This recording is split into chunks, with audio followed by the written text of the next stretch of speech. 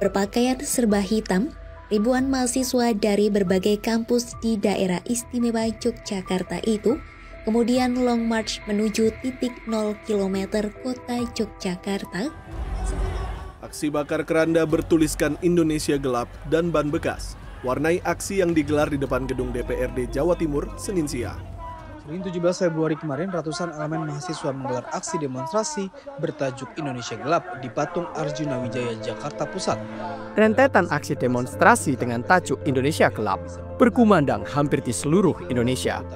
Demonstrasi ini merupakan bentuk kekecewaan para mahasiswa terhadap berbagai kebijakan pemerintah dengan pantikan efisiensi anggaran yang disebut sebagai dampak dari program makan bergizi gratis. Selain itu, aksi tersebut juga memanggil seluruh elemen rakyat Indonesia untuk terus mengawal jalannya pemerintah demi terciptanya keadilan sosial bagi seluruh rakyat Indonesia. Dalam setiap aksi mahasiswa di berbagai wilayah memberikan tuntutan mereka yang berbeda-beda. Dan pada video kali ini, kami akan merangkum berbagai tuntutan tersebut sebagaimana yang dilayangkan oleh Badan Eksekutif Mahasiswa seluruh Indonesia. Setidaknya ada 13 tuntutan yang mereka bawa. Mari kita bedah tuntutan-tuntutan mereka. Dan inilah suara Jaka. Tuntutan pertama, ciptakan pendidikan gratis ilmiah dan demokratis, serta batalkan pemangkasan anggaran pendidikan. Pada dasarnya, tuntutan tersebut sudah tertuang dalam Undang-Undang Dasar 1945, sebagaimana yang tercantum dalam Pasal 28C ayat 1 dan Pasal 28E ayat 1. Bahkan, secara khusus juga tertulis pada Pasal 31. Akan tetapi, seperti yang kita ketahui, bahwa pemerintah tidak dapat mewujudkan hal tersebut. Bahkan, alih-alih mengusahakan gara-gara instruksi presiden terkait efisiensi anggaran, pemerintah hendak memotong anggaran yang dialokasikan untuk beasiswa dan kartu Indonesia Pintar Kuliah. Jadi, tidak heran jika para mahasiswa menuntut hal ini kepada pemerintah. Tuntutan kedua, cabut proyek strategis nasional bermasalah serta wujudkan reforma agraria sejati. Menurut para mahasiswa, proyek strategis nasional kerap kali menjadi alat perampasan tanah rakyat dan sudah menjadi rahasia umum bahwa banyak sekali PSN yang bermasalah. Seperti halnya yang baru kemarin viral, yakni tentang pagar laut di beberapa wilayah di Indonesia. Hak guna bangunan pada setiap pagar laut tersebut digadang-gadang akan digunakan untuk PSN, sebagaimana yang pernah kita bahas pada pagar laut di Sidoarjo kemarin. Tuntutan ketiga, menolak revisi Undang-Undang Minerba. Menurut mereka, Undang-Undang Minerba hanya menjadi alat pembungkaman bagi rezim untuk kampus-kampus dan lingkungan akademis ketika bersuara secara kritis, terutama terkait dengan isu-isu lingkungan. Ketika demo tanggal 20 Februari kemarin, tepatnya di sekitar Patung Kuda, Gambir, Jakarta Pusat, orator secara tegas mengatakan bahwa Undang-Undang Minerba sudah tidak etis lagi, terutama untuk kepentingan masyarakat kecil. Mereka menilai bahwa undang-undang tersebut hanya membuat alam hancur sehingga sudah seharusnya dibatalkan. Tuntutan keempat, hapuskan multifungsi ABRI. Seperti yang pernah kita bahas dalam Nawadosa Jokowi, bahwa dwifungsi ABRI berpotensi merusak iklim demokrasi kita. Hal ini juga disampaikan oleh mahasiswa pada aksi Indonesia Gelap kemarin.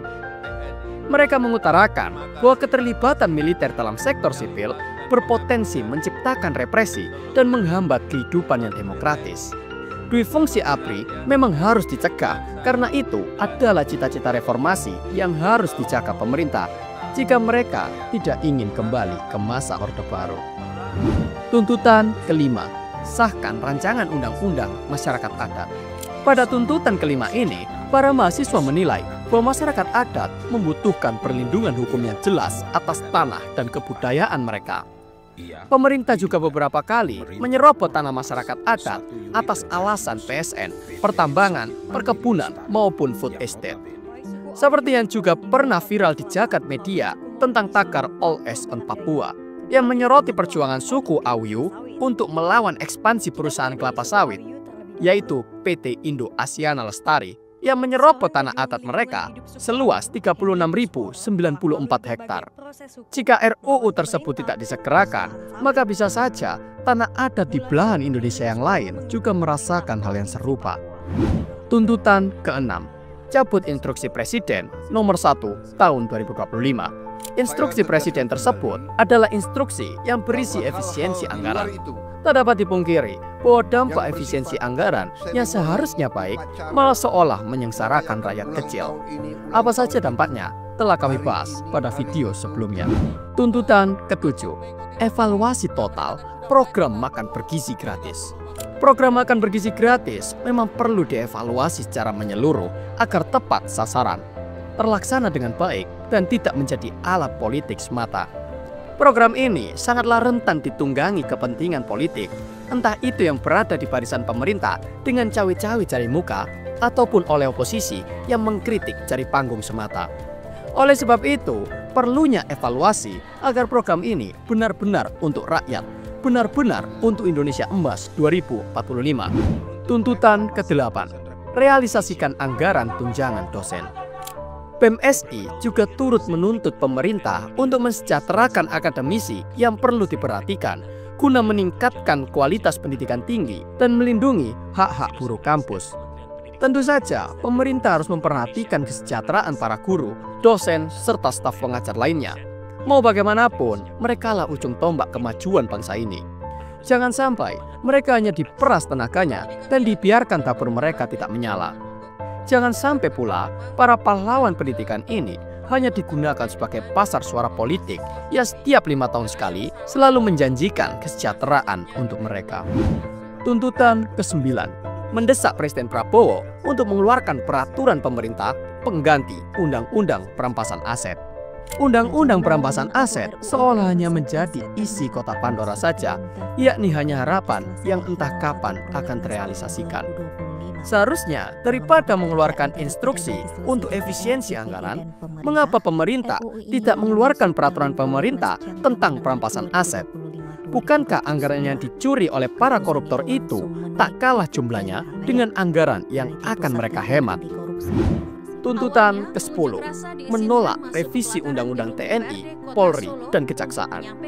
Undang-undang tersebut, menurut PMSI, berpotensi menguatkan impunitas para aparat, juga militer, serta memperlemah penguasaan negara terhadap aparat. Bagaimana bisa para aparat diberikan kewenangan yang berlebih jika kewenangan yang saat ini mereka dapatkan masih acap kali disalahgunakan? Kami tidak perlu mengupasnya lebih lanjut, karena hampir seluruh masyarakat Indonesia sudah melihat kinerja para aparat. Kami hanya ingin menyampaikan untuk tetap bantu viralkan agar mendapatkan keadilan. Tuntutan ke-11, efisiensi dan rombak Kabinet Merah Putih. Borosnya para pejabat yang tidak bertanggung jawab harus dibatasi dengan merombak mereka-mereka yang problematik. Sebelum Prabowo Gibran dilantik, sudah banyak sekali yang mengkritik tentang gemoynya Kabinet Merah Putih. Akan tetapi, alih-alih menanggapi dengan bijak, pihak pemerintah terus mengelak, bahkan masih belum membuktikan terkait efisiensi kabinet gemuk tersebut. Memang 100 hari masih terlalu dini untuk menilai kabinet ini, tapi juga terlalu dini untuk menunjukkan blunder-blunder yang tidak perlu.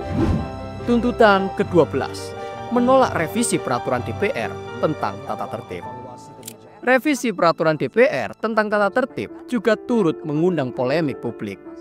Revisi tatip ini sangat bermasalah dan dapat menimbulkan kesewenang-wenangan lembaga DPR. Dengan revisi ini, DPR dapat mengevaluasi secara berkala terhadap pejabat negara atas dasar hasil uji kelayakan dan kepatutan.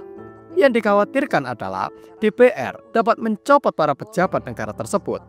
Jika hal ini terjadi, bisa saja pencopotan pejabat itu bukan karena kinerja semata, tapi karena kedekatan politis juga. Tuntutan ke-13, reformasi kepolisian Republik Indonesia. Untuk tuntutan ini sudah sangat jelas. Cukup diwakilkan dengan satu kata, percuma lapor polisi. Ke-13 tuntutan tersebut semuanya berisi masa depan Indonesia.